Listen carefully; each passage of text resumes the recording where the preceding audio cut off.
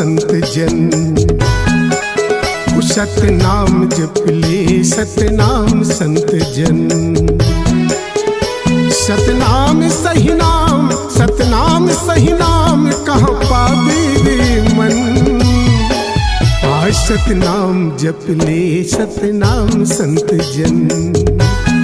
ओ सतनाम जप ले सतनाम संत जन।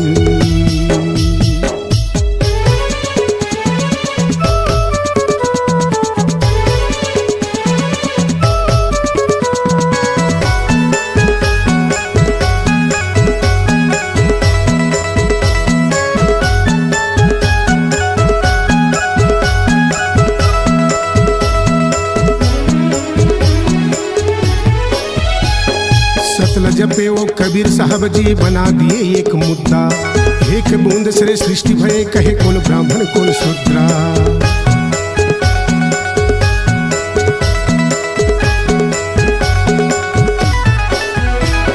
सतलज पे रविदास गुरु जी बनाए वो सत्संगा। ज्ञान मिले यही सन कहे मन चंगा तो कठौती में गंगा। ऐसन संत गुरु ज्ञानी मन ऐसन संत गुरु ज्ञानी मन ला सत सत नमन। ओ सतनाम जप ले सतनाम संत जन। ओ सतनाम जप ले सतनाम संत जन।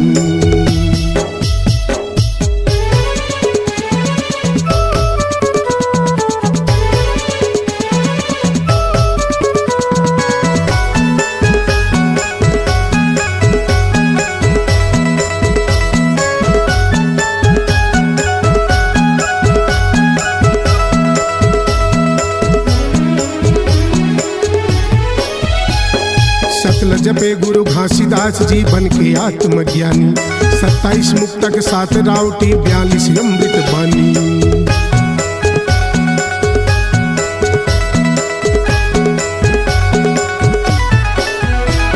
सबके प्रवर्तक घासीदास गुरु मुख जपे है सतनाम। मन के एक बरोबर मानो एक समान। जैसन खाबे तयन वैसन बनी कहे मन। ओ सतनाम जप ले सतनाम संत जन। ओ सतनाम जप ले सतनाम संत जन।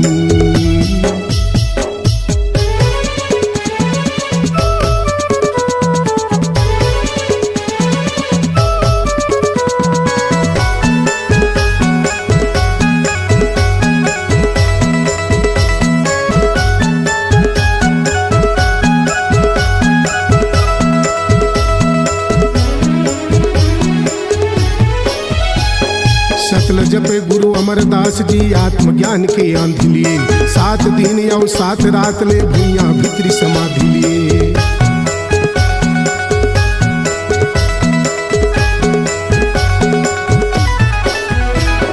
सतलज पे बलिदानी पुत्र जी सतनामी सम्राट।